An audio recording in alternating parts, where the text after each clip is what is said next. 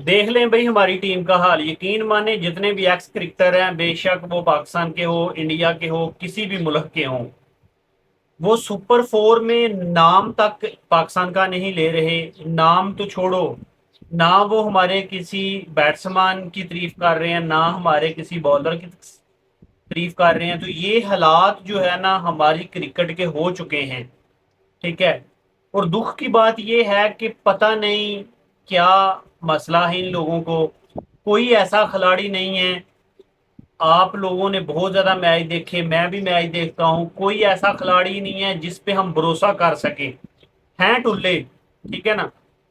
भरोसे का क्या मतलब होता है कि अगर T20 का मैच है तो T20 में हमें पता हो कि यार ज्यादा नहीं तो किसी एक का नाम फर्ज करो कि हम कहते हैं यार फखर, फखर जो है वो ना भी चला तो फिर भी वो 30-40 रन बना जाएगा। ठीक है, ये ना चलने वाली बात है। अगर चल गया तो फिर 50 सेंचुरी हो जाएगी।